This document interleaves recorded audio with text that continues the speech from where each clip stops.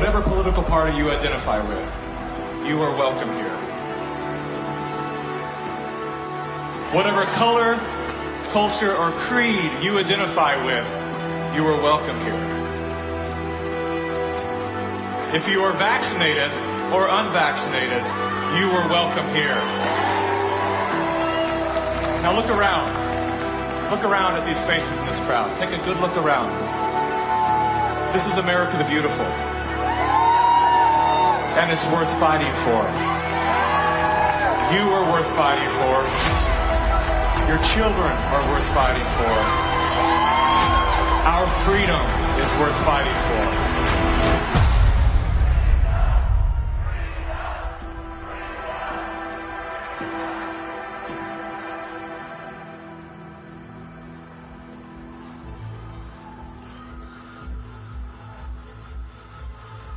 My name is Mikki Willis.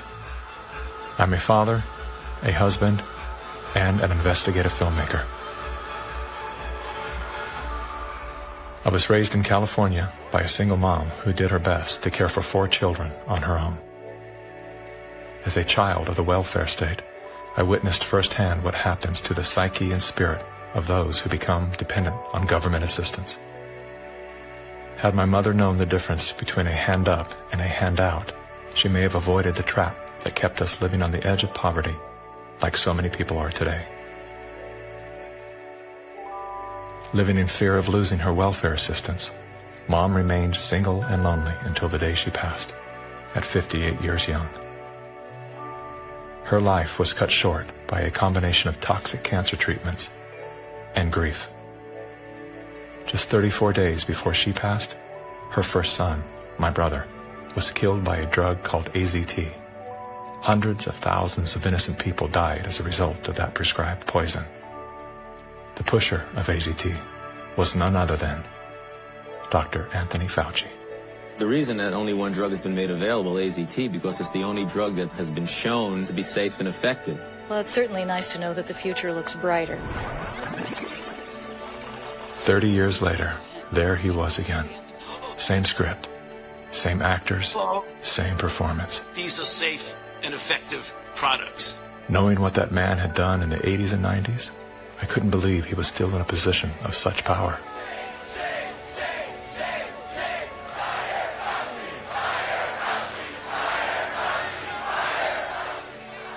As the world descended into synchronized tyranny, I began to ask myself, how did they get everyone to go along with this? Feels so good. I know. Obsessed with finding the answer, I began studying every moment in recorded history where masses of people devolved into a state of self-destruction.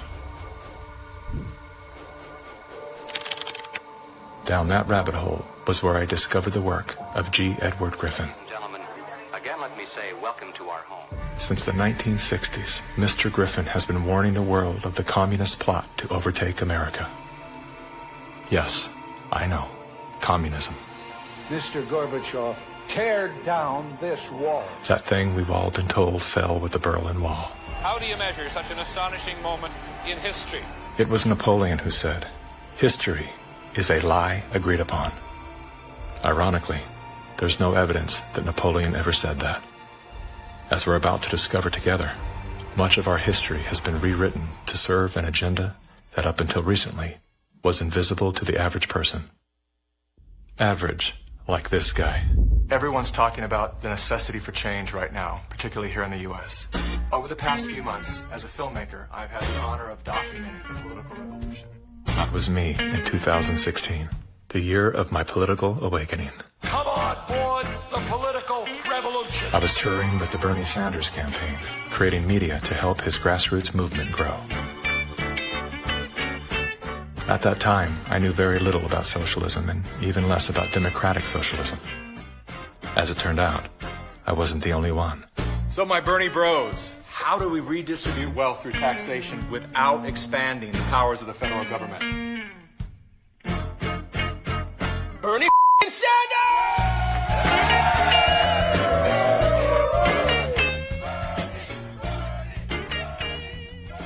As confusion set in, I began turning my questions inward. Are they hypnotized? Am I hypnotized? That question, that one simple question, activated some strange sort of faith healing. Suddenly, I could see. How did I not see this before? There were so many red flags. The only solution is communist revolution. The only solution is communist revolution. The only solution is communist revolution. That's right, we need communism. That's what we need.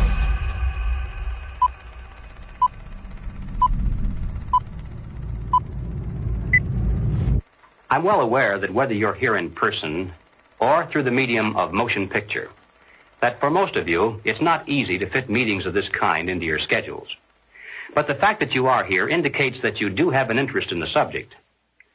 So in order not to waste any of your time, let's dispense with the usual preliminaries and get right down to the business at hand. We're going to examine in quite a bit of detail the communist theory and practice of revolution, particularly as applied to the United States. Now, this will not be something dreamed up out of thin air. This will be the strategy as taught by them and advocated by them in their own manuals, in their textbooks, and in their schools. The new program of the Communist Party on this subject has this to say. The term socialism describes but the first stage of a new society that in its full development is called communism. Socialism is a transitional stage. Jim Carrey, everybody. I went out today and bought me some freedom-friendly Nikes. Yeah, that's right. As a salute to Colin Kaepernick, to Nike, congratulations on your fantastic choice. Thank you so much. Well, it's good to be back in great to dystopian America. The Republicans are running with the word socialism. They're trying to say... They're trying to scare people. It's communism. It's Venezuela, Trump says. We're going to be living in Venezuela. I grew up in Canada. I'm here to tell you that this bullshit line that you get on all of the political shows from people is that it's a failure. The system is a failure in Canada. It is not a failure in Canada. I never waited for anything in my life. I chose my own doctors. My mother never paid for a prescription. It was fantastic. And I just got back from Vancouver, and I keep hearing this, like, Canadians are so nice. Canadians are so nice. They can be nice because they have health care. Because they have a government that cares about them. In Canada, the authorities say it's now a state of emergency. Riot gear swept through Canada's capital. Today, police in Ottawa used batons and pepper spray. You just trampled that lady. Look what you did to her! Medical wait times in this country are longer than ever. The cost of living just keeps climbing. There's a socialist coup unfolding in Canada, and we taxpayers are funding it. In the recent years, a lot of Canadians have been watching their once well-regarded country become what some are even calling tyrannical. A country previously hailed as the most free and democratic in the world. Now, the People's World, the official West Coast newspaper of the Communist Party, ran this rather interesting editorial. What is needed now is an effort that begins to approximate the magnitude of the problem. As a minimum, such a program should demand massive emergency action by the federal government. The federal government has invoked the Emergencies Act. As of today, a bank or other financial service provider will be able to immediately freeze or suspend an account without a court order. If you are involved in this protest, we will actively look to identify you and follow up with financial sanctions and criminal charges. Banks have already started to freeze the accounts of people involved in the protest. Please get out. Immediately get out. Intimidating people in a church during the Passover. Unbelievable. Growing up under communist dictatorship, I have been warning Canadians that that's what's coming. I could smell it. I could see it at every corner. We will not put up with this anymore. We are fighting back. Protests, public protests are an important part of making sure we're getting messages out there, but using protests to demand changes to public policy is something that I think is worrisome. Okay. So here we have the Prime Minister of Canada saying that, yes, we have a highly functioning democracy and they have the right and freedom to protest. However, if those protests are used to demand change in government policy, then no. The small fringe minority who are holding unacceptable views that they're expressing.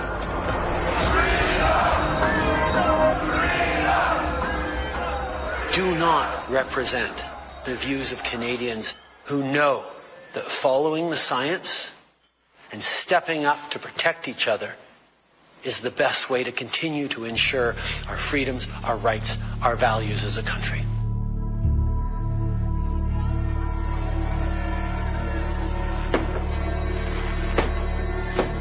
Liberal Prime Minister Justin Trudeau claims to be following the science, but Trudeau's science often comes in the form of this bizarre authoritarian technocracy. I think that Justin Trudeau stepped on the landmine when he weaponized the banking system in Canada against the truckers. Those peaceful trucker protests, their most violent act was honking their horns. And in retaliation, they had their access to their bank accounts, and anybody that supported them in any way had their access to bank accounts eliminated. And at that moment in time, we all came to realize what was really going down. Even with Sun TV watching for any slip, he was asked which country he most admired and referred to China. The level of admiration I actually have for China, because their basic dictatorship is allowing them. I applaud China for stepping up. I applaud Canada. You can tell what I'm thinking.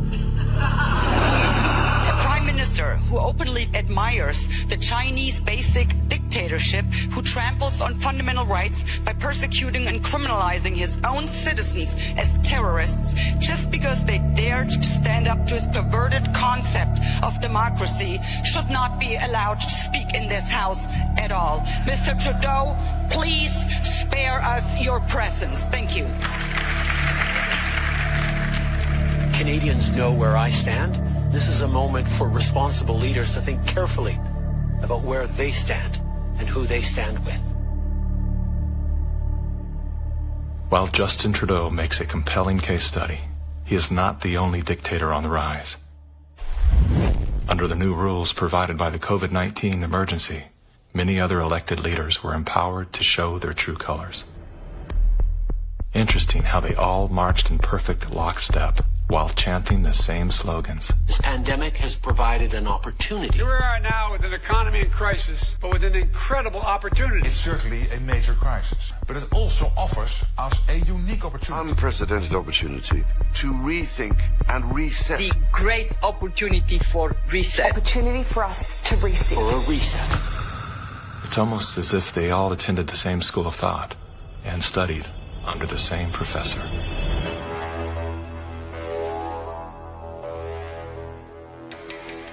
Some people would say this revolution is characterized by the fight of robots against human beings. And we will win this fight. Professor Klaus Schwab was born in 1938 in Ravensburg, Germany, where Nazi crimes against humanity were committed. His father, Eugene Wilhelm Schwab, was the managing director of Escher Weiss Ravensburg, a company that used slave labor to manufacture weapons of war for the Third Reich. While Klaus's father was at the helm, the Nazi Party awarded Escher Weiss Ravensburg the title of National Socialist Model Company. Years later, Klaus Schwab joined the board of directors at Escher Weiss Ravensburg, where he played a key role in the development of South Africa's nuclear weapons program during the darkest years of the racist apartheid regime. Today, Klaus Schwab is the founder and executive chairman of the World Economic Forum. If you'd like to meet the people who are supposed to repair the state of the world, or give a piece of your mind to the bankers who helped get us into this mess, we can tell you where to find a lot of them. The World Economic Forum. Founded in 1971, The World Economic Forum is an international private organization which receives billions of tax-free dollars from its members and their global enterprises. Every year, the WEF brings together its members with world leaders, big pharma executives, tech titans, Hollywood celebrities, media personalities, and internet influencers to meet in the secluded mountains of Davos, Switzerland. It is a tiny town folded into the Swiss Alps, a village where you could bump into Bill Clinton, Bill Gates, the head of Google, and the Queen of Jordan, all in one place. A lot of reporters cover the forum, but few get inside. It turns out there are two Davoses, one you see and one you don't. After hours, there are hundreds of private parties where deals are done. People who can't be seen together in public can meet here. Your Royal Highnesses, Excellencies, distinguished heads of state and government, the future is built by us, by a powerful community as you here in this room. Klaus Schwab, the founder of the WEF, is particularly upfront and even proud of his ability to shape and influence world politics.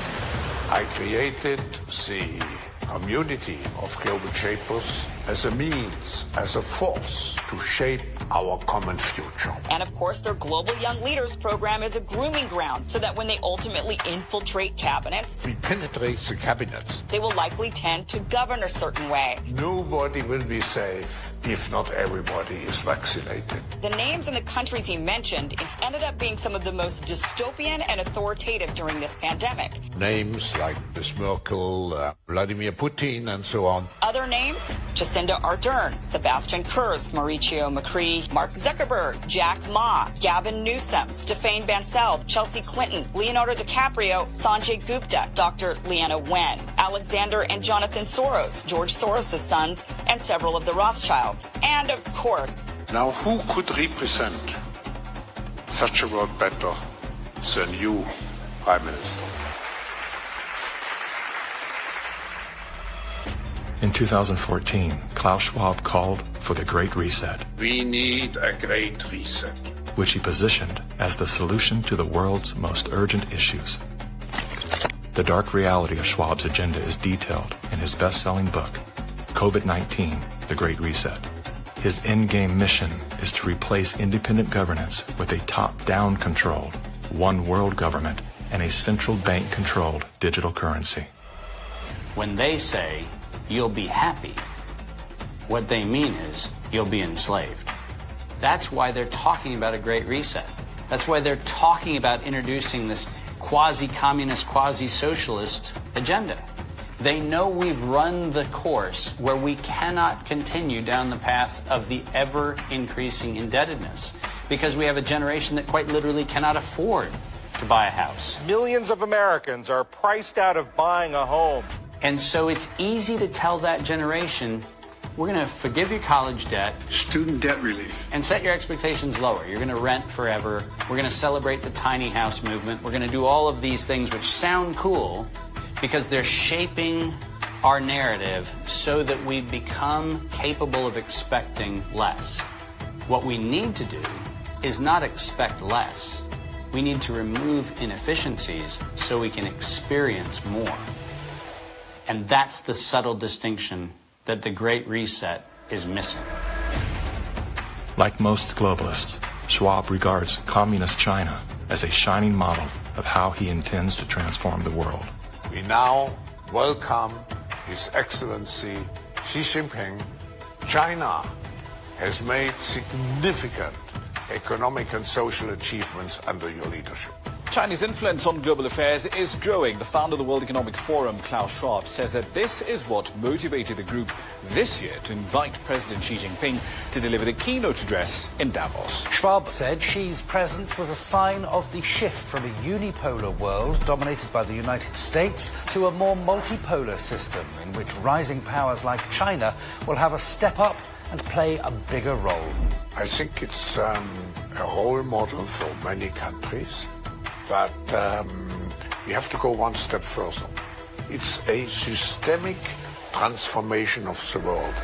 Artificial intelligence, the metaverse, synthetic biology, our life in 10 years from now will be completely different, and who masters those technologies will be the master of the world. Similar to his protege, Justin Trudeau, Klaus Schwab makes a fascinating case study. Yet he too is merely the master of his own world. Economic Forum.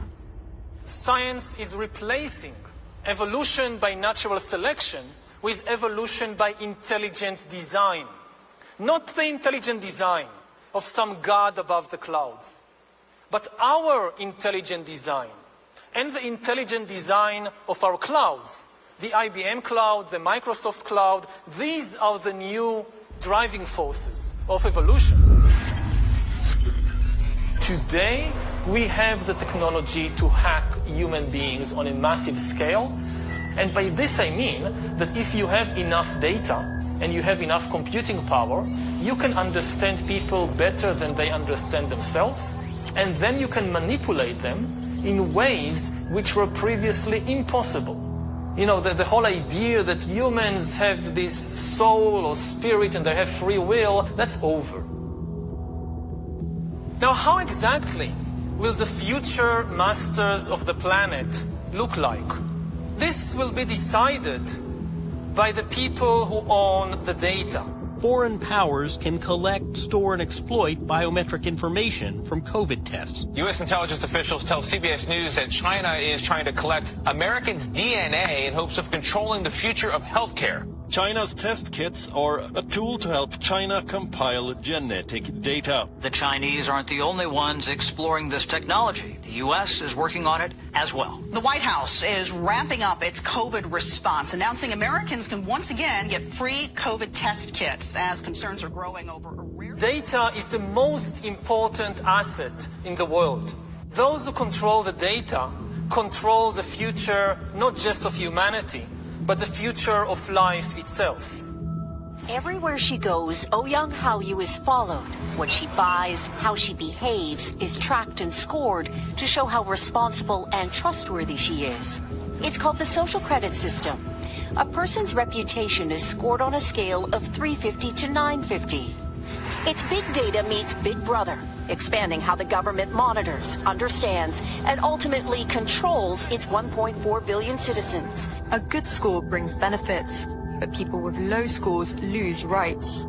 The cinema names and shames people considered untrustworthy, plastering their details, even their addresses, across big screens. And information collectors are paid to report on their neighbors. The Supreme Court has created a blacklist for so-called bad citizens. Among them is this journalist who got a little too close to uncovering corruption among high-profile party members. He was blacklisted. He only realized when he tried to buy a train ticket. Once you're blacklisted, you can no longer get a bank loan, start a business, buy an apartment, or even send your children to a private school. By using the mechanism of social credit, we'll be able to establish a blacklist of people. These punishments will serve as a whip to rebuild moral values. And few here are willing to criticize it, something that may pose a risk itself for a bad score and the life that comes with it. It may seem scary, but it's just like that here. We're used to it, and anyway, we don't have a choice. China wants obedient citizens. Criticism or resistance among the population is virtually non-existent. This woman's door was kicked in by police when she refused to go to quarantine. Now these videos show rows of metal containers which are being used to house COVID-19 patients. Some of them have complained that very little food is left for them in the freezing metal boxes. Chinese government officials now installing fences in Shanghai, blocking people from leaving their homes. For some, Shanghai feels like the world's largest prison.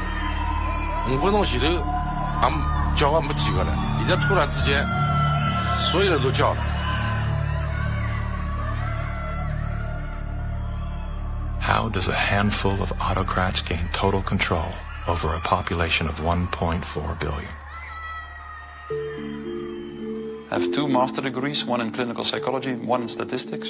And at the beginning of the crisis, I started to study the statistics a little bit.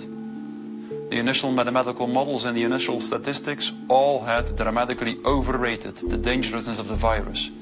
That was the moment when I started to think how it was possible that an entire society and an entire population was in the grip of a narrative which in many respects was blatantly wrong. After a few months it became clear to me that the only mechanism that could explain what was happening in society was what is usually referred to as mass formation.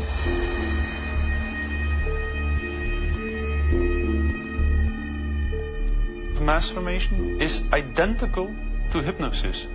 And this term refers to a specific kind of group formation, which has very special characteristic effects at the level of individual mental functioning. And one of these effects is that an individual that is in the grip of mass formation typically lose every capacity to take a critical distance from what they believe in, from what the group believes in. You would think it would be people with lower IQs that would be more susceptible to this, but it seems to be the other way around. Are you seeing this? I have seen this, and it does seem to be predicted by educational status and IQ. We look to be verified for our belief system, right? And so a doctor goes to the CDC. The CDC says this is true, it must be true, I'm staying in that zone. It's actually people outside of the system go, well, I want to challenge the CDC here for a second. Where's this study come from? Where's it, and that's what I do. All of these people were kept out of the conversation. All I can comment and you were there, wanting me to sign onto a social contract where the scientific method isn't being used. I'm not interested in medical pedigree. I'm interested in medical consensus. People who are highly intelligent tend to go and get a lot of degrees. Those people have spent so many years in institutions to get those degrees that they have developed a trust and confidence in not only the educational institutions, but those that support them, which are largely government bodies. And so they start from the place of, if it's told by the university, by the government, it's probably going to be true. What I've learned about science is that it's really imagine they're looking at like a fragment of the world, and it's all they see. It's all they're looking at. The world, they don't see the world. So I think that there's a disconnect between people who are smart and have lots of degrees with actual reality, with the lived experience of nature, of life, that you don't see with people who are actually working with their hands outdoors all of the time. A mass formation typically emerges in a society when very specific conditions are met. First and for all, the most central condition is a major part of the population needs to feel lonely.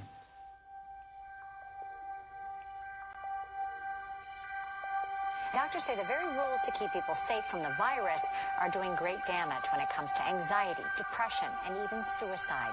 And now everyone is suffering, but children are particularly at risk. The real pandemic here is the psychological warfare that's being waged on every single human being.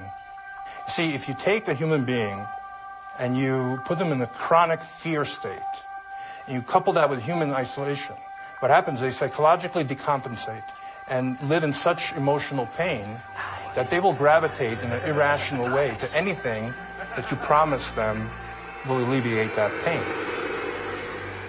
Once people feel disconnected from their environment, they will typically start to experience a lack of meaning making in life.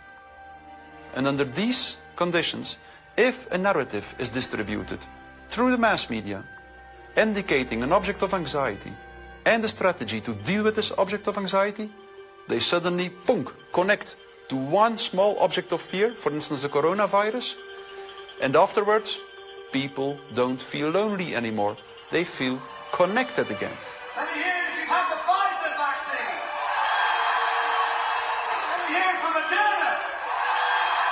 AstraZeneca. See it from the anti-vaxxers.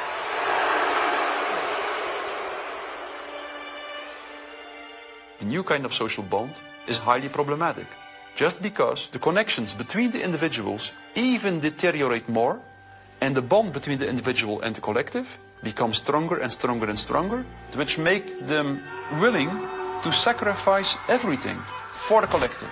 Its health, its wealth, the future of its children, everything. Something else that is really characteristic of individuals in mass formation is that they become radically intolerant for dissonant voices. The people who are not getting vaccines, it's time to start shaming them. What else? Or leave them behind. Vaccinated person having a heart attack? Yes, come right on in. We'll take care of you. Unvaccinated guy, rest in peace, Wheezy.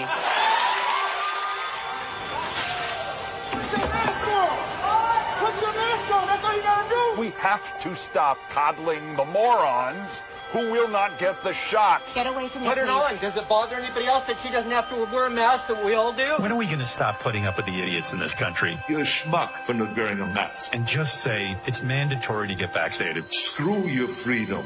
People who do not go along with the masses are stigmatized, and in the end, the masses are inclined to destroy the people who do not go along with them. And they do so as if it is an ethical duty to do so. Getting good people to do bad things, harmful things, while thinking they're good things, it's a dangerous place to be because it looks great. You feel great while you're being used. They will sacrifice themselves, and they see it as a virtue because it demonstrates their complete obedience to the cult, to the group, to perform ritualistic behavior which causes them harm. One of the most clear illustrations of this was when the leaders of the Communist Party in the Soviet Union were sentenced to death, often tortured to death. They did not object. They said things like, if this helps the Communist Party, it's my pleasure to do it. That's something that was observed in all major examples of mass formation in history.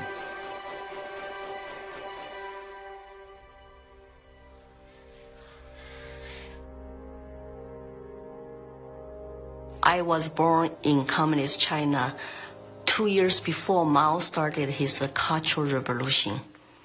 So we had to be indoctrinated and chanting slogans and holding Chairman Mao's little red books to say, long live Chairman Mao, long live Communist Party. Inspired by Soviet Union dictators Vladimir Lenin and Joseph Stalin, China's communist leader, Mao Zedong, borrowed from the playbook of the Russian Revolution. To fight anti-communist forces, Lenin organized a military branch of his Communist Party, known as the Red Army. Following suit, Mao branded his army the Red Guards. However, Mao's soldiers were not enlisted from his military. His Red Guards were made up of high school and university students. So he used young people to start cultural revolution, to top down statues, burning old buildings, and demonize all religions, going after all dissident voices, and to turn all the Chinese against each other. Family turn on each other, neighbors turn on each other. Chairman Mao, as he was known, was deeply influenced by Lenin's ideas on Marxism and revolution, and often praised Stalin as a great leader. He started his Great Leap Forward campaign in the 50s and killed 2 million landlord owners.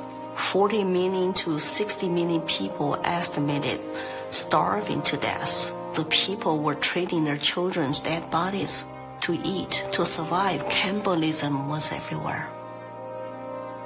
Through war, torture, execution, and famine, Chairman Mao caused the death of 80 million innocent people, making him the deadliest dictator of all time.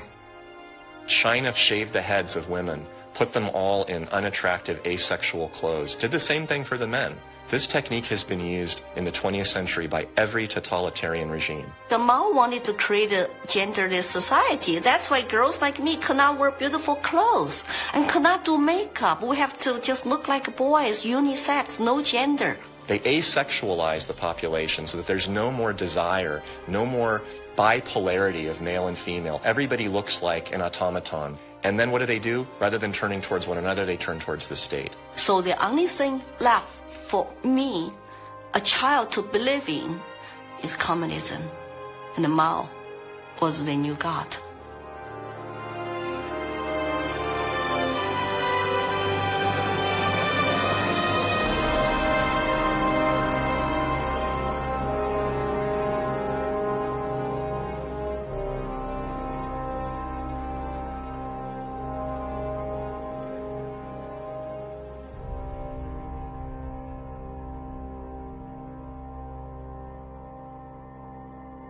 Now, in China, the government is not only cracking down on Muslims, but on other religions as well, as it pushes to assert communist ideology. Here's something else that is banned in China: Falun Gong, a religious movement that emphasizes on spiritual enlightenment and cultivation of virtue. 5,000-year-old Chinese civilization were founded on faith. Communist regime is atheist. So any philosophies which encourage people to believe God, believe good things, it's something they don't like. I decided to escape China after serious persecution I have experienced. Under this pretext of COVID-19 coronavirus, the Chinese Communist Party has intensified its persecution. We were arrested several times and detained in various detention and brainwashing centers. Over the past few years, a vast network of camps has been built across Xinjiang. A series of classified bulletins show how easy it is to be singled out by the Chinese government for education and training. The U.S. Defense Department says as many as 3 million are being forcibly detained in re-education and forced labor camps. China calls them thought transformation camps built to prevent extremism from spreading, but reports indicate they're more like prisons. When I was detained in detention center, I was handcuffed and hung over a radiator pipe with my toes barely touching the ground. And I was hung over there for 3 days. The CCP guards brought 4 male detainees into my cell and began one of the worst experiences of torture. And on the brink of death, I realized I could do nothing but turn to my belief. So I prayed to be saved. Moments later, one of the 4 male detainees suddenly fainted on the floor, which interrupted the torture.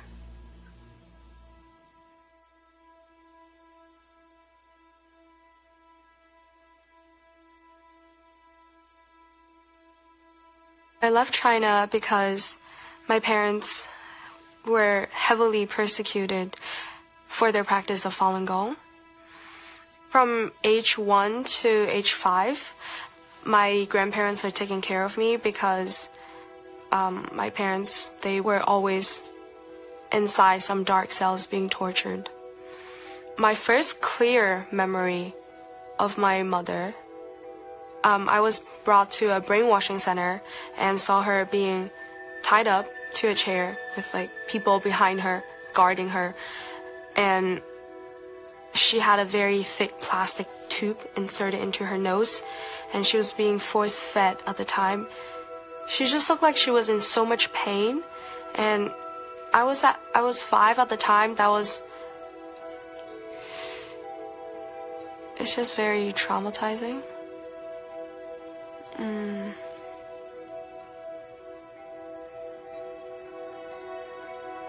My school principal actually came to me several times and told me not to be a part of my parents and to report any activity that my parents would do.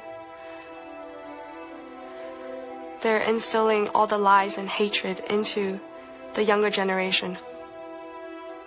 The young people are used today to do the American Cultural Revolution, to turn the kids basically not to trust their parents anymore. And say, oh, my parents don't understand me, I'm confused, I need to turn to my teachers, turn to other authority figures. Look at the Cultural Revolution to say how many similarities are there.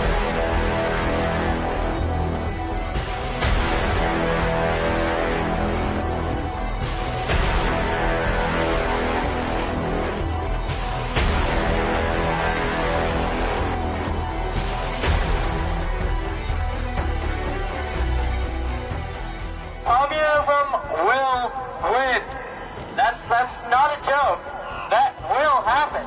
You are happy unhappy with what was happening in the USSR between 1917... critique of it. That's what we're Maoists. We make a critique of it in order to improve socialism the next time it comes around and throws people like your ass into a labor camp.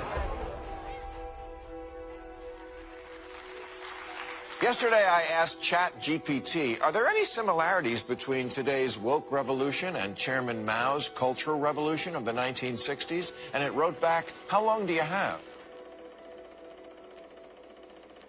We recognize that government is absolutely necessary for an orderly society. But following the dictum that government, like fire, is both beneficial and dangerous, we believe in the concept of limited government. And we believe that the constitutional republic created by our founding fathers is the best form of limited government that has yet been devised by man. A republic is a limited democracy. It's a form of government based upon the principle of limited majority rule. Limited so that the minority, even a minority of one, can be protected against the whims and passions of the majority. Now, democracy is a form of government based upon the principle of majority rule. It's easy to understand, easy to sell to the masses, and, I might add, deadly. The fathers of philosophy, Socrates, Plato, and Aristotle, were all staunch critics of democracy. History's greatest minds all observed that even a well-intended democracy can breed deception, division, and ultimately total control by the state. Aristotle wrote that democracy is not just the rule of the majority. Democracy is a system in which the majority is in charge, respecting the basic elementary rights and principles of minorities. If not, democracy becomes a tyranny of the majority. Socrates himself became a victim of this very process. He was sentenced to death by a majority vote for protesting the rights and protections of the minority. This country was founded on the principle that the individual is sovereign over the institution of government. And it's about a philosophy of governance that says that you are a free individual, or a philosophy of governance that says you're serf and you're subject. We have inalienable rights just by virtue of being human. And so their primary responsibility as the government is to protect those rights. And these aren't rules to govern me, they're rules to govern the government. Like what you are and are not allowed to do to me. We are constitutional republic with representative democracy, so people do vote, but we have a separation of powers. So if you majority vote to eat you for lunch, the Supreme Court can say, no, you cannot. And how do you protect the minority from the majority? You write down a set of rules on a piece of paper. You say, this we can do, that we cannot. At the top of the paper, you write the word Constitution. And then everyone agrees to follow the rules no matter what the temptation. And when you're finished, you've created a constitutional republic. It was Thomas Jefferson who said, "The republic is the only form of government which is not eternally at open or secret war with the rights of mankind." Now, we hear a lot of talk today about right-wingers, left-wingers, extremists, and moderates. The political spectrum concept, if it has any meaning at all, is a measurement scale showing all the variations in government. Now, the extremists at the zero end would be those who advocate no government at all, the anarchists. The extremists at the other end would be those who advocate total government. And who are they? Well, the communists, of course. But also the Nazis, the fascists. No matter what they may call themselves, if they advocate total government control over the people, they are all, by definition, totalitarians. The debate is not between conservatives and liberals. It goes back in history long before those words were ever invented. The opposing points of view properly are identified as individualism versus collectivism. The individualist believes that the rights of the individual must not be obliterated by the desires of the collective or the group. The collectivist, on the other hand, believes that the group is more important than the single person within it, and that the individual must be sacrificed if necessary for the greater good of the greater number. The individualists believe that every man has a personal and direct responsibility to provide first for himself, next for his family, and then for those outside his family who may be in need. The collectivist, on the other hand, declares that the individual is not personally responsible for charity, for raising his own children, providing for his aging parents, or even providing for himself, for that matter. This is a group function of the state, of government itself.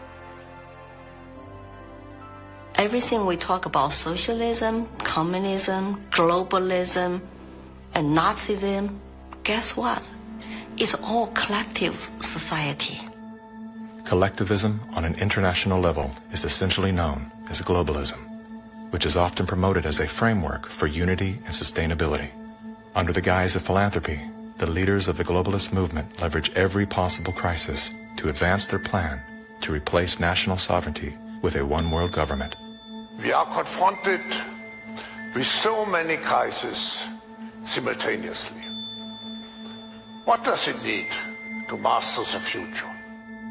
It is the globalists who are behind the destructive new methods of control, like ESG, the acronym for Environmental, Social, Governance. Similar to China's social credit score, ESG is a ranking system that tracks a company or country's carbon footprint, as well as its commitment to diversity and inclusion. A low ESG score can lead to severe consequences, including reputational damage, legal and regulatory actions, and loss of investors and bank credit lines.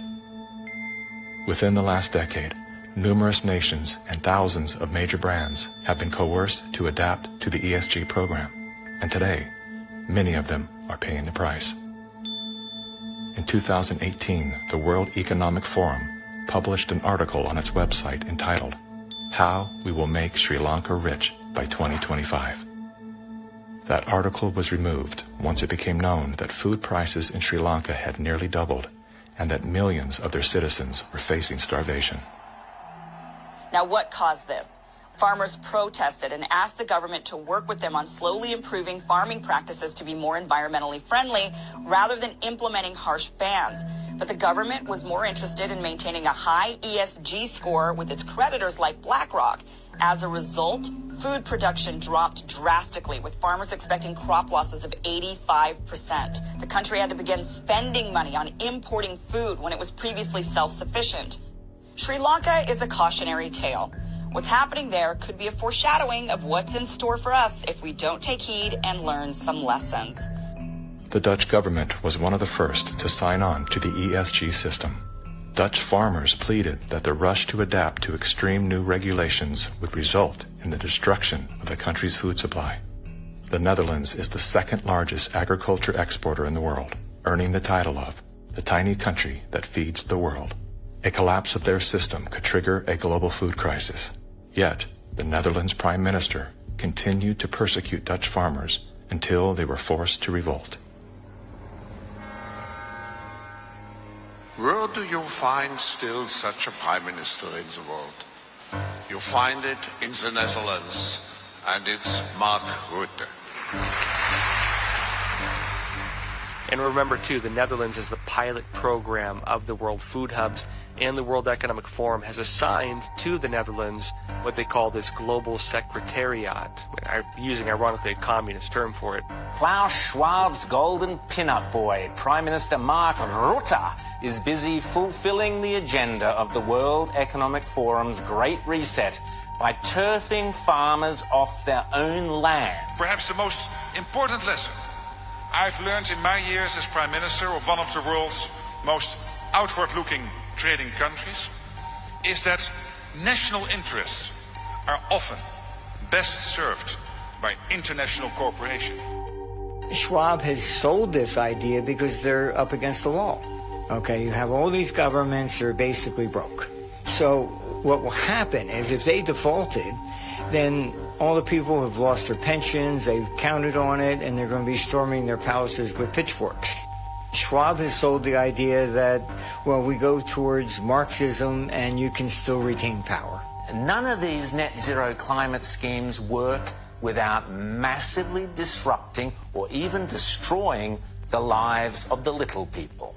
If you think about what created wealthy people wealthy throughout the many years of our human history, was the ownership of land. And you have governments right now that are looking to take ownership of real estate, and it's happening everywhere. And you have this movement of individuals kind of going like, hey, like, people should never profit off of real estate.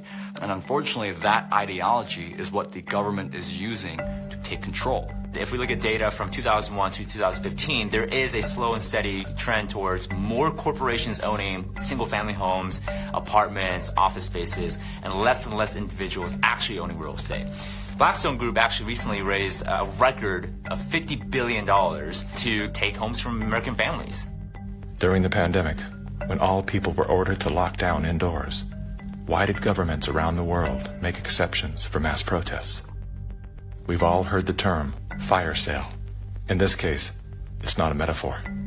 When a community is damaged by protests, the value of local properties plummet.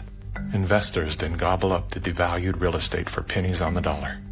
In many cases, the leaders of the decimated communities receive kickbacks for allowing this transfer of wealth. Big companies and investment firms swooping in and buying up some of the only affordable homes in your neighborhood. The more you have individuals not own their own home, the more you have individuals not financially independent, creates more dependence on big financial corporations that profit off of mass people. So we are going towards a world where the people are owning nothing. I always say, like, if we don't own anything, well, who does?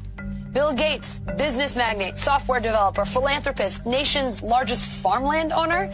Gates owns nearly 270,000. It's a reinstitution of Marxism where, communism owned all the property.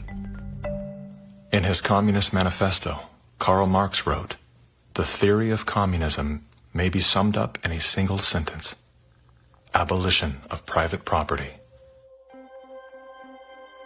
Karl Marx was a German philosopher and social theorist who lived in the 1800s. He is the co-author of the Communist Manifesto, which has been referred to as the Bible of Communism. His theories of class conflict and dialectical materialism were instrumental in shaping socialist and communist movements worldwide. Joseph Stalin, Vladimir Lenin, Leon Trotsky, Mao Zedong, Che Guevara, Fidel Castro, Kim Jong-un, Hugo Chavez, Nicolas Maduro, and many other communist revolutionaries have cited Marxism as the foundation of their political ideologies. Marx rejected all concepts of God, as well as the traditional family. According to members of his own family, Marx was emotionally, verbally, and physically abusive. His wife, Jenny, was plagued by depression, which was compounded by Karl's adulterous impulses and his inability to provide for his children.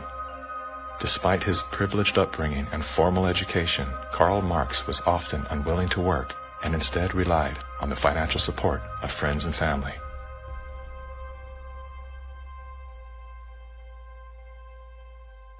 In 1943, the following directive was issued from party headquarters to all communists in the United States. It read, "When certain obstructionists become too irritating, label them as fascist or Nazi or anti-Semitic.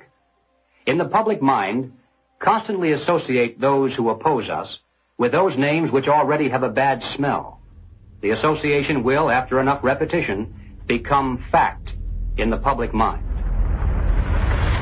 The founding fathers were racist, misogynist, fascist political party, radicals on the far right, anti-Semitic, xenophobic, transphobic, Uncle Tom's white supremacist, domestic terrorist, neo-Nazi organizer, Nazis. You are an anti-vaxxer. Anti-vaxxers. Racist. Name-calling is their number one bullying tactic, and they apply it unremittingly to anyone who questions their dogma or says something they find unacceptable or offensive.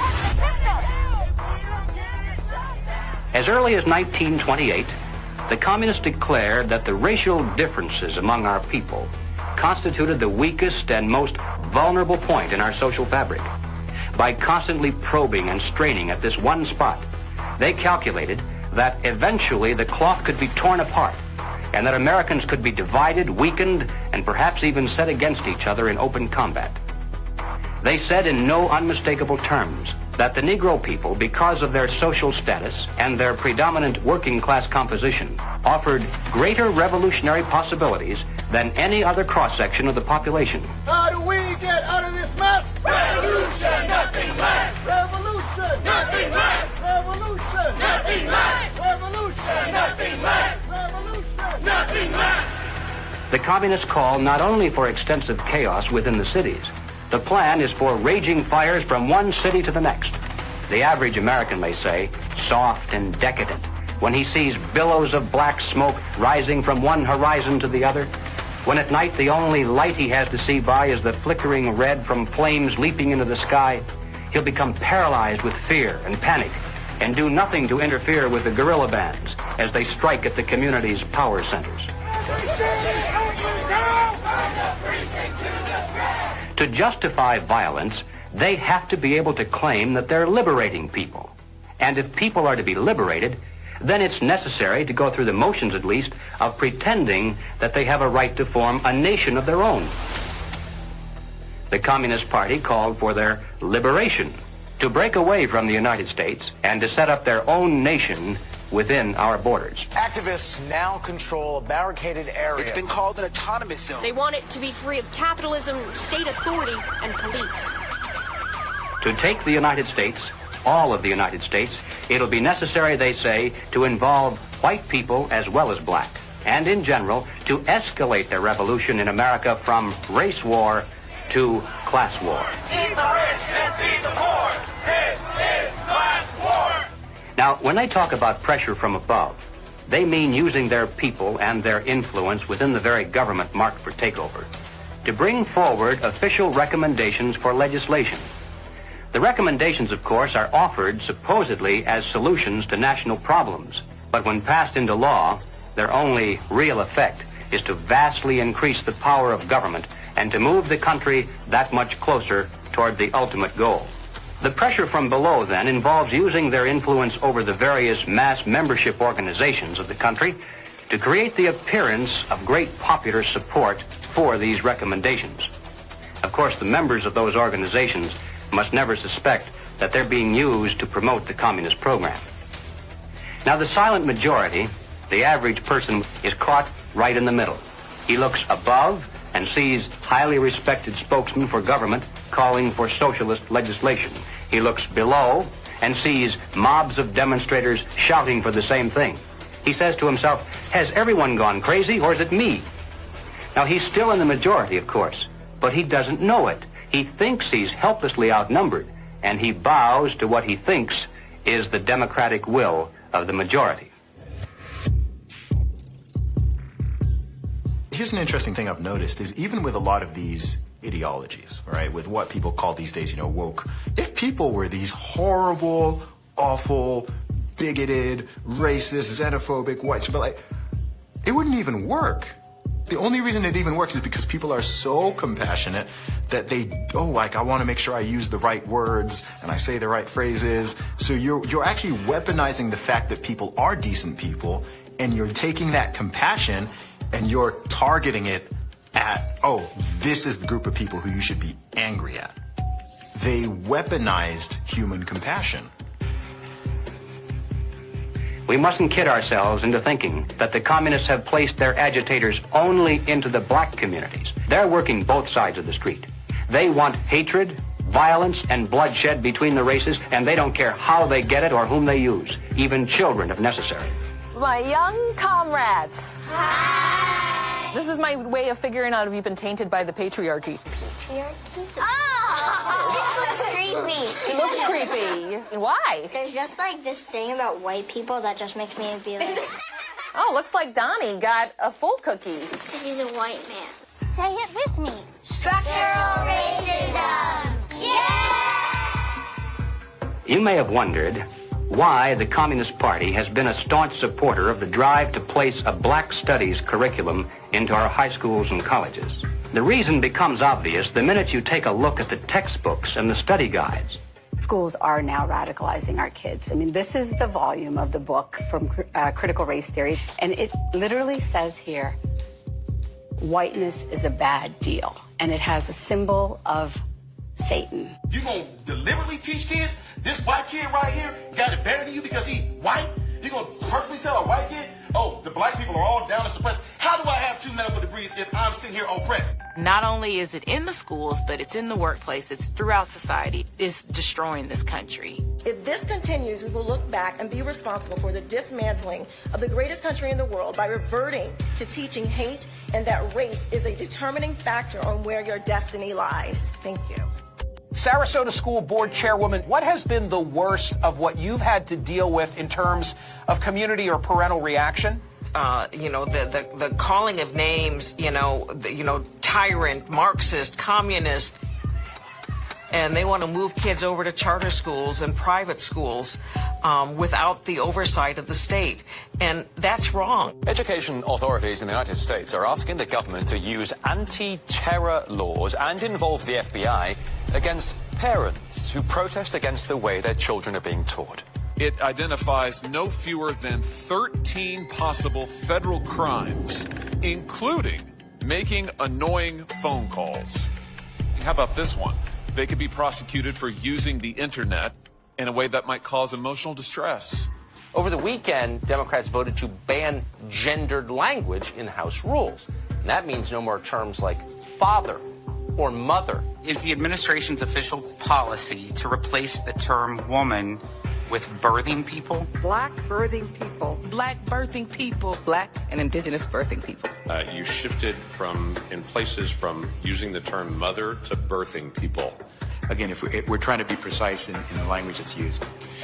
Mom's a pretty good word. I'm not a birth person. I'm a mother. Can you provide a definition for the word woman?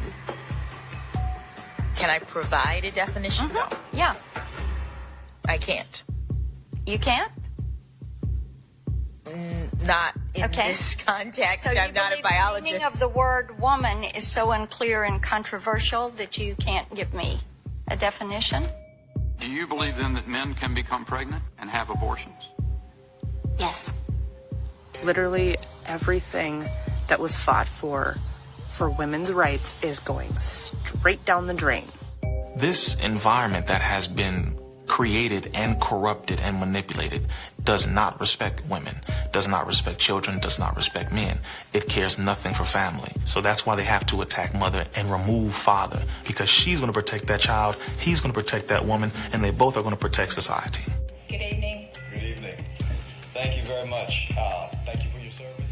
When you talk about a parent-child relationship, you're talking about something primal that is in the heart of the liberal, not the Marxist, that's in the heart of the person who's conservative. And they're pushing the boundaries on something that they cannot control. Washington State is on track to lawfully take gender-dysphoric children away from parents who oppose transitioning treatment. That is against the Constitution. The only time a parent loses their rights is if there's an extreme circumstance. It's severing the bond between the parent and the child. What they're doing is they're dividing families to take control of the children. The biggest offense against communism is the nuclear family. In Chapter 2 of his Communist Manifesto, Karl Marx wrote, "Abolition of the family. The bourgeois family will vanish as a matter of course." We're here today to represent the millions of black Americans who disagree with the Black Lives Matter movement. If you go to Black Lives Matter website, it says that we disrupt the nuclear family. That's my wife. This is our 4 children. Why would you disrupt the nuclear family? Because the real objective is to remove the family as a possible alternate source of guidance and support. All totalitarian regimes strive to destroy the close-knit family in order to remove any loyalties that might be higher than to the state itself. I have seen over the years in my practice a steady decline in the expression of healthy masculinity and healthy femininity. The separation between the male and the female is almost complete now. And it's due specifically to the ongoing attacks against masculinity and the degradation of femininity. And if our family structure is lost in the next generation, what do we have left? We're just a bunch of listless individuals living our lives out virtually behind a computer screen and following the orders of the government. Maybe it's because I came in the movement at 17 and a half, so I have just a knack for knowing how to organize young people. I was at our publications table today, and I was speaking to this young person, And he grabbed the book and he said, it's like Mao's Red Book. And I was like, man, that's what I was thinking. And it was just really cool to hear him make that connection. I was like, how about you buy like 10 to 15 of these books and you all have like a youth organizing group where you talk about it and you really try to engage this. We need to build off of this. We actually do have an ideological frame. Myself and Alicia in particular, we are trained Marxists. I do believe in Marxism. It's a philosophy that I learned really early on in my organizing career. Investigations into the Black Lives Matter organization has revealed links to groups that are pro-communist China. The self-proclaimed Marxist Black Lives Matter co-founder Alicia Garza also owns the Black Futures Lab project. Yet all would be lost for the Black Future Lab if not for the Chinese Progressive Association. Donations to the Black Futures Lab don't go directly to the foundation itself. The Chinese Progressive Association gets them instead. Through forensic investigations, we now know that the 2020 BLM fiery but mostly peaceful protests were organized and partially funded through a network of pro-communist organizations.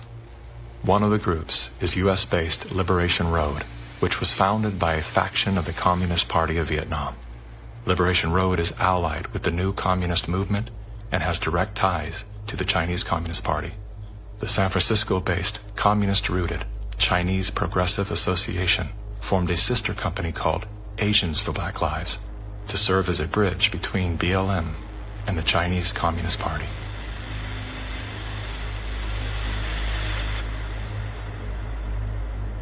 I spent a lot of time with President Xi.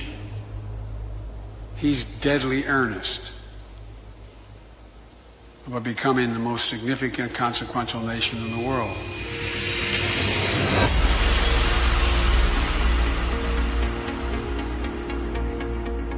When we speak of China, it's important to distinguish between the people and their oppressive government. And while the Communist Party of China is undoubtedly America's greatest foreign adversary, it's crucial to recognize that the most urgent threat to the future of the United States resides within its own borders. We're so used to thinking in terms of the old-fashioned concepts of warfare, we fail to realize that the favorite weapons of communist conquest are instead propaganda. Do you know who the greatest propagator of disinformation in the history of the world is? The U.S. government. The slanted view of history. History has been written to tell us a certain story. The 1619 Project is trying to reframe that story. What these people are doing is subverting young black minds to think that the Revolutionary War was fought in order to preserve slavery. And it's based on something that simply isn't true. The tactics of internal subversion. I thought that America was racist. I thought it was patriarchal. I thought our capitalist society was just a means of exploiting people. And I thought all of these things because that is what I was told. The preaching of hatred to incite civil disorder. I want to tell you, Kavanaugh, you have released the whirlwind, and you will pay the price. A California man is facing federal charges for the attempted murder of Supreme Court Justice Brett Kavanaugh. Treason, blackmail, the smear. This is the first time Assange is being questioned over the rape allegations. The LA Times ran an article calling Larry Elder a black white supremacist. All committed by soldiers who wear no uniform and who claim to be loyal citizens of the target country marked for conquest from within. World War III that rages around us right now is a political war, an economic war, a psychological war, a spiritual war. As a matter of fact, the bomb, as a psychological weapon, is being dropped on the American people every single day. You probably assume you're safe. That could be a deadly mistake. Bracing for food shortages. And labor shortages. Shipping delays. Supply chain disruption. A new coronavirus variant. The worst virus variant. Ultra transmissible. It can kill you. It can kill you. A surge in crime. Acts of terrorism. Domestic terrorism. White terrorists. White supremacy. Mass shootings. And nuclear conflict. World War III. World War III. Vladimir Putin. Russia. Environmental doom. Fire, storm, and deadly floods. I don't want you to be hopeful. Science tells us we have 9 years. This storm will kill you. I want you to panic. It is promoting fear. It will kill your children. Feelings of fear. It will kill your pets. The world is a very terrifying place. Unless you get lucky. I want you to feel the fear I feel every day. Walk me through, if you would, what happens scientifically inside our minds when we're in a state of fear, and then how that affects our external choices and the direction of our lives. This is well known and well researched in the psychological literature and the psychiatric literature, that when someone is afraid, when someone is in a state of fear, that person cannot think rationally. You resort back to a more primitive way of making decisions, which is highly emotionally driven. And when you're placed in a chronic state of fear, as we have been, you end up in a, what I would call a traumatized state, meaning that you're not just momentarily scared, you are frozen. You have seen your ability to think critically suspended. The issue is not about COVID or vaccines or anything else. It's not that. That is the polarizing impulse that gives rise to our general sense of ill at ease, which then amplifies our willingness to fall for reflexive classifications like race or, the isms that we want to fight about. The more we can distract people by creating the illusion that says everything is fearful, the more we can manipulate the population. We were groomed for decades to be fearful, whether it was drop and cover. We must be ready all the time if the atomic bomb explodes. Duck and cover. To protect against the threat of nuclear annihilation, or more recently, the impending ecological collapse of our planet in 12 years that AOC and Greta Thunberg keep warning us about. The world is going to end in 12 years if we don't address climate change. How dare you? All of these fears are grounded to some degree in reality. They're not completely invented, but they are exaggerated so greatly that we cannot actually reason through them anymore. When people are afraid, they won't just accept authoritarianism, they'll demand it. They will demand it. Somebody do something. Somebody take charge and tell me what to do. Like, where do I stand? Where do I walk? What do we do? What are the rules? And again, people in power always use that, right? What they say, never let a good crisis go to waste. We can take this and we can now enact policies that normally we wouldn't be able to get away with. Maybe in a couple of decades, when people look back, the thing they will remember from the COVID crisis, this was the moment that we agreed to be surveyed all the time. And maybe even after the event is over, maybe we can still keep 30%. And over time, multiple crises, suddenly you have a government or an individual who has far more power than they're actually supposed to. The leaders of the mass, the people who pronounce a narrative in public space, usually are hypnotized themselves. They believe they need to reshape society to be able to deal with the challenges society faces. And they believe so fanatically in that ideology that they think it's justified to manipulate and cheat and to use all kinds of narratives to convince people to go along with that ideology. We're going to go visit Mom. I'm going to bring the home family to see Mom. No. We will shut you down. We will cite you.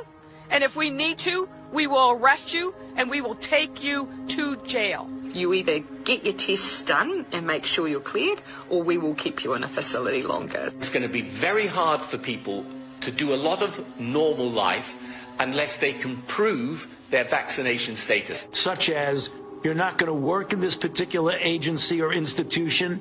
You're not going to be able to go to this college or this university. Once we start doing that, you will see more and more people willingly get vaccinated.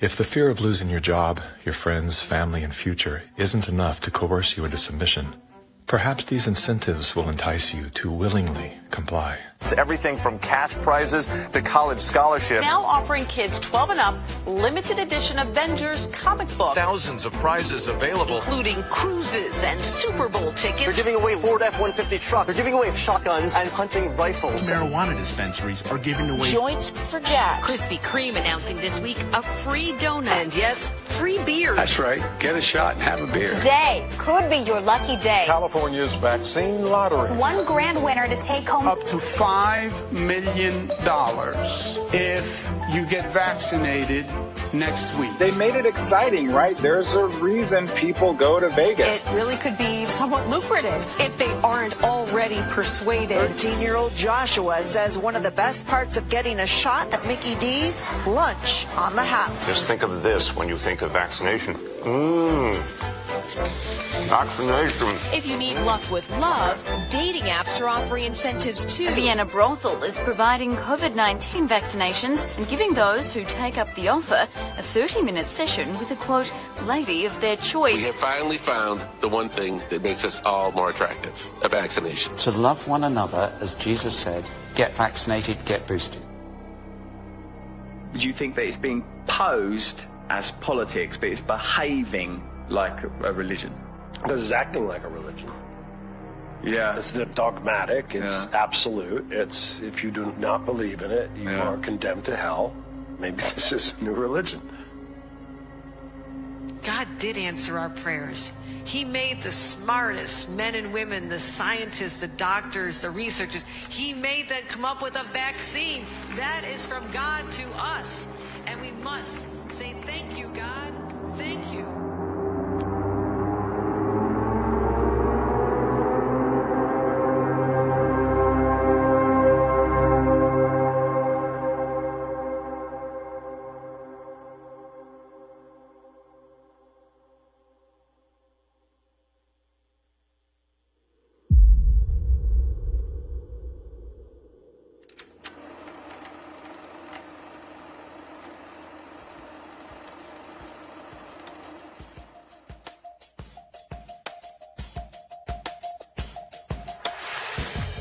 There was a time, and not too long ago, I think, when we could have pulled ourselves out of this without too great a sacrifice on the part of anyone. But we didn't. Instead, we slept. Everywhere I look, I see men and women who know that communists are making headway in this country. They know that something must be done and that someone must stand up to them. But they themselves do nothing. They remain silent because they're afraid that if they speak out, it'll be bad for business. They may lose a client. They may even lose their jobs. Or perhaps they're receiving a regular government check and already are too dependent upon some of the very people and programs they know they should oppose. We have now passed the point of painless solutions and parlor patriotism. Well, all right, so what do we do about it? What are the countermeasures that need to be taken? And where do we begin? Before we finally win this battle, and I should hasten to say that there's no doubt in my mind that we're going to win. I'm increasingly convinced of this. But before we finally do see victory, we must carry the truth to every man, woman, and child in America. I have no idea of what each of you is going to do in the critical days that lie ahead. It may be much, it may be little, it may be nothing at all. I don't know. Only you can answer that question. But ladies and gentlemen, whatever it is you decide to do for your country, do it soon. Do it now. Every minute that you delay further will add dearly to the price of ultimate victory. Mr. Griffin, that was over 50 years ago. Where are we now? Hearing that phrase after all these years is kind of a shocker because I didn't realize really at the time how accurate it was going to be. But we're in the middle of it now, and so the ultimate victory is still ahead of us. How did you know way back then what would be happening today? It's a long story, of course, but I did take a fascinating tour of the Communist Bookstore in Los Angeles when I was very, very young. I was working for an insurance company. I was Mr. Corporate America, you know. That was the period when the hippie, image was pretty popular, and a lot of these guys in that bookstore were in that uniform. And I think they felt I was a potential recruit, Yes, we've always been quite willing to talk about we'll talk about socialism anywhere, in the streets or in the Senate, anywhere, They're a communist faction making a big power play for SDS. Is there any communists back here? I guess there is.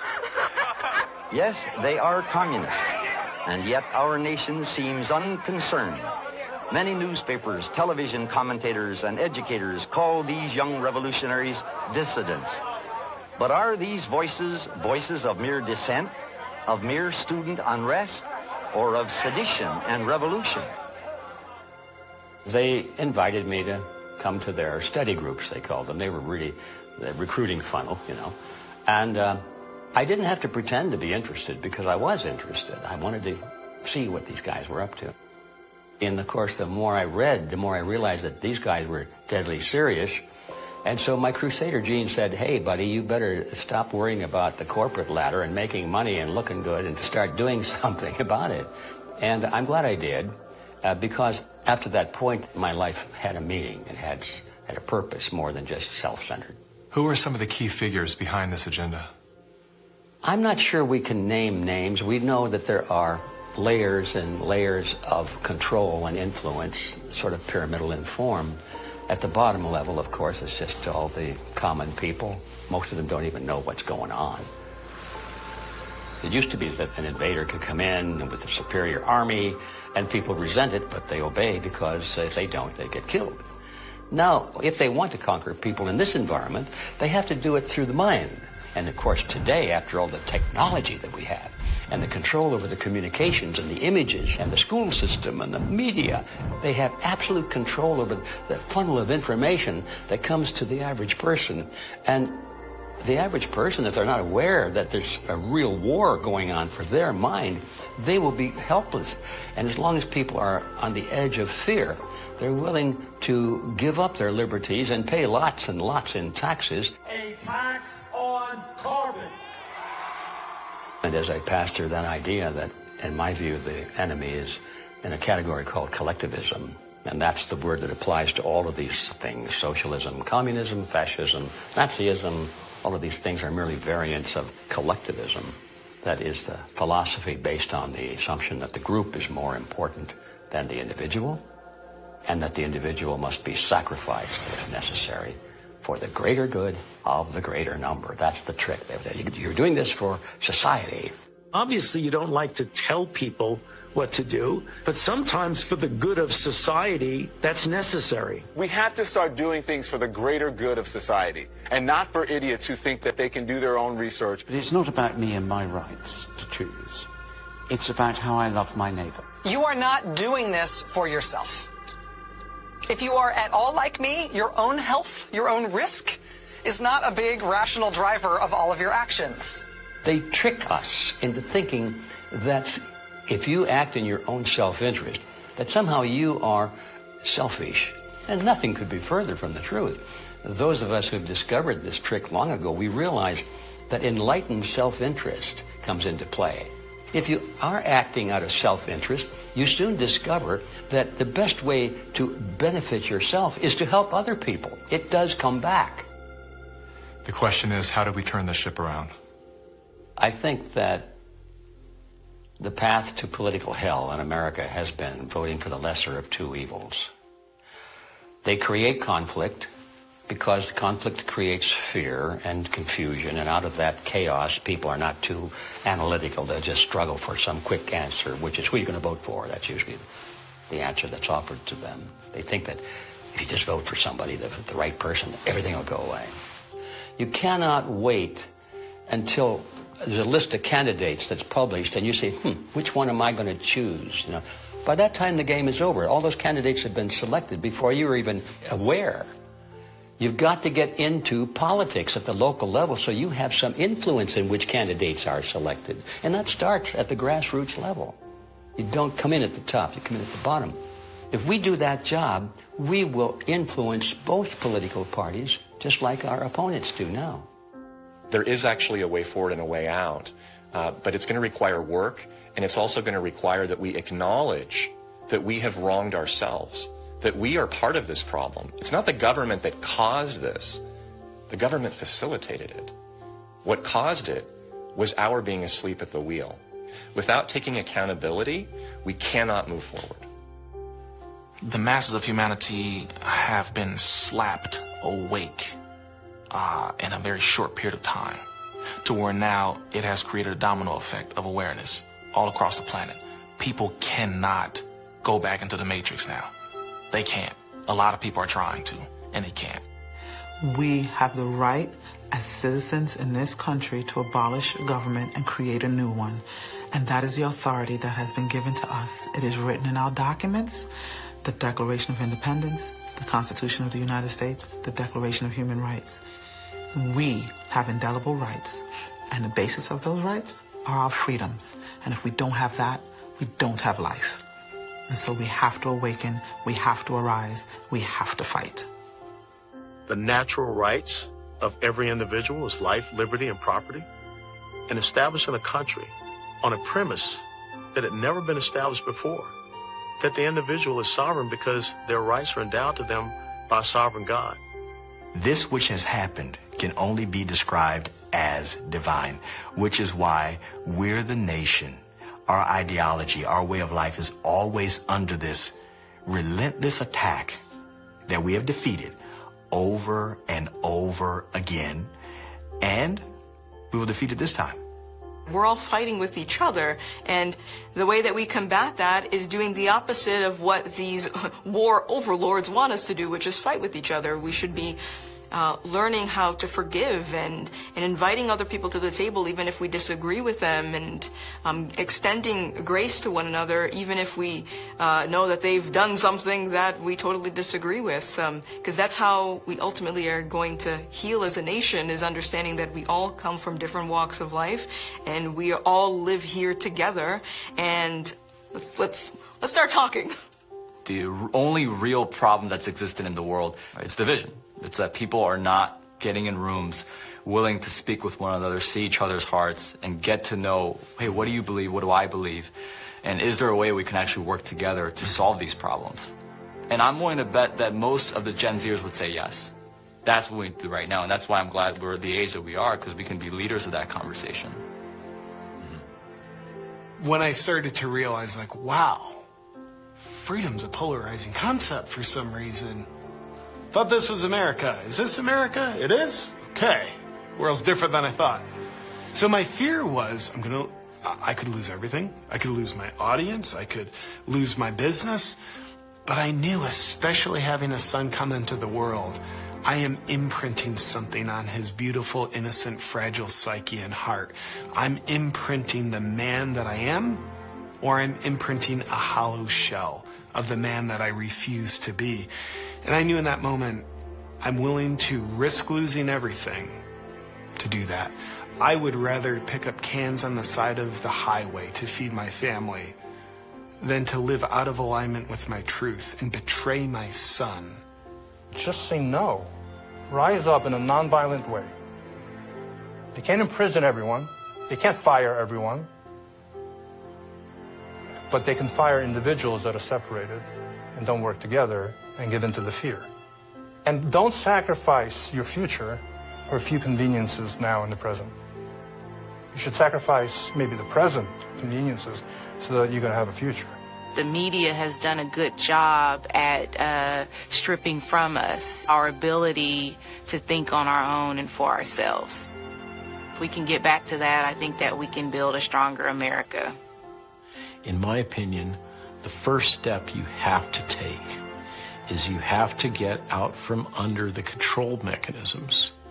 And that means blow up your TV, don't listen to the fear porn, and set yourself free of debt, which is what controls you and controls everything around you. It is the weapon that is used.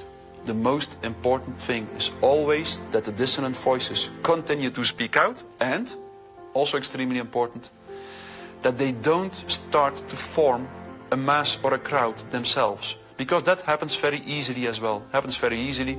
Once a large-scale mass formation starts, the people who do not go along with them feel threatened, and they can start to form a mass themselves.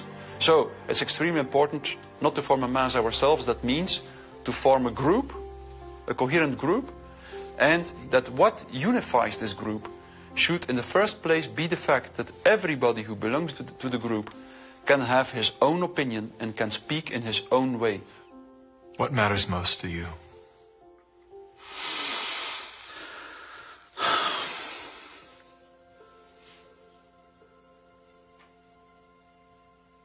I think what matters most to me is freedom. Freedom.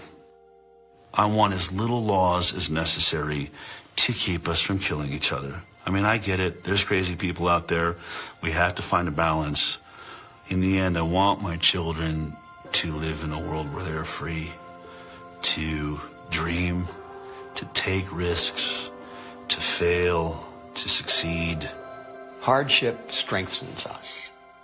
We wouldn't have had the American Revolution and the beta model for the American Constitution, the beta model of a republic in the modern world, unless the tyranny of King George had been unbearable. All the good things in life usually are a result of some kind of a rebound against something that's very not good at all, very painful. I mean, I think about if someone had jumped in there and taken away my failures. I can't do what I'm doing now if someone had kept me from really hurting, really learning lessons that were hard to learn so that I would never make that mistake again. In a philosophical sense, we should be thankful for this movement that's happening, in spite of the fact that it's tragedy and it's hurting people and all that. But without it, we might just go right along in that pot and be boiled in time. But now the frog is jumping out. And we have a chance coming up here now to create a new vision, and it's going to be great. It's a bit cynical, but it is in the end good news that mass formation and totalitarianism always destroys itself in a relatively short time span. And the most important thing, of course, is that you have to make sure that the system does not destroy you before it destroys itself. Throughout history, it was always the very small minority. History has always been written by the 1% of the population. 15% of the population create history, and they follow the leadership, the thought leadership of 1%. But that 15% altogether is what changes history. And so all you have to do is reach 15% of the population. I think today, after all this time, we have more than 15%. We just have to get them together so they realize that they're not alone. And that's our task right now. I don't think our societies have taken the moment to look up and actually see and appreciate how much progress has been made in the past century. On so many different levels, we have made incredible progress. Like, what we've got here is actually great. It's imperfect, and we should still be making tweaks carefully to try to make it better. And I think that's where so much of that self-hatred or hatred of the nation or hatred of the other or whatever comes from. This lack of perspective and gratitude and inability to take a moment, chill out on the activism and go, wait, actually, okay, we've achieved a very unique and special point in history, and let's be careful with that. On that note, as a man who's traveled the world, have you experienced any nation that has course-corrected beyond their sins more than the U.S. has? No. It's sad to see Americans who live in a free country, born as Americans, and do not recognize their privileges. You are born American, a free country. You never suffered of starvation. And you need to go to other countries to find out why all the immigrants, millions of them, want to come here. What is happening in our backyard today, I experienced as an 11-year-old. I remember vividly all the promises that a guy named Castro gave on how 99% of the people swallow the pill. He was going to save Cuba. I remember how he promised to the farmers, to the Guajiros, that you're going to own the land. I remember all the promises that we hear today about free education and free health care and free land. And my God, no freedom. The defectors here that are speaking out against the Communist Party in China are risking their lives. And our government is not interested in listening to them or helping them in any way.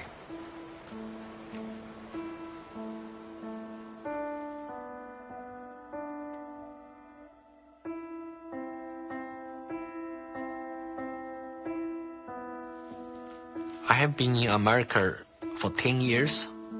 I saw a lot of Americans with wonderful hearts. America is a beacon of freedom.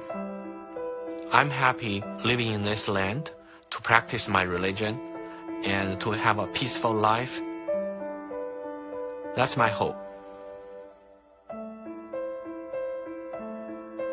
America is last stand on earth for freedom. If we lose this country, the world will be a very dark place. I have 3 children in this country. I want to protect their American dream. So here I am, you know. I've noticed that every time you speak about America, your eyes fill with tears. I do love this country. No place to go. And I just hope people can hear my stories. For past 5 years, I've been telling the same thing. I have no political agenda here. I just want to live American dream and my children live American dream. Sorry about that.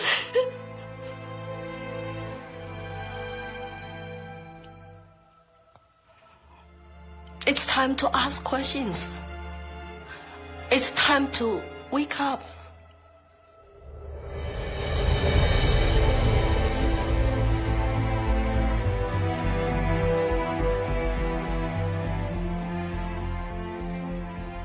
We've been brought together in this moment to face the urgent choice between dehumanization and rehumanization. Dehumanization requires us to do nothing. Nothing other than to allow that process to continue to the point of no return. Rehumanization, on the other hand, requires action. One action. To remember. To remember what we knew as children, when everything was possible, before our attention was captured, before the conditioning set in, before our nature was denied. There's nothing new we have to learn. All we have to do is to remember. And then take the hand of that memory and go out and stand on ground. Not concrete, not asphalt. Stand on ground. And see if you can feel the heartbeat of a universe that conspired to give you life, so that you once again can feel the joy of being completely human.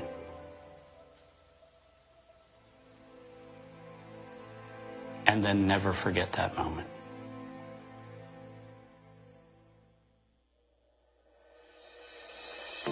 This is the moment for us to activate our innate ability to create solutions. That can only happen through the awareness of symbiosis, defined as a mutually beneficial relationship between different groups. All of life depends on relationships. Every living thing is in communication. From the stars to the planets, the earth, the plants, the elements, the insects, the animals, the humans, and every cell within us. Real change out there begins with real change inside. As Americans today, we are truly a privileged people in a privileged land. But with our blessings come responsibilities, and with responsibilities come risks. The challenge of our time is that we must accept both the responsibilities of our blessings and the risks involved in defending them for ourselves and for future generations. And we must do this without hesitation if we are to be worthy benefactors of that precious heritage of freedom passed on to us through the epic sacrifices of those who have gone before. Now, that is not flag waving, and it is not cliched patriotism. That's a simple statement of the obligations of citizenship in this glorious land, our land, which with God's help we shall preserve.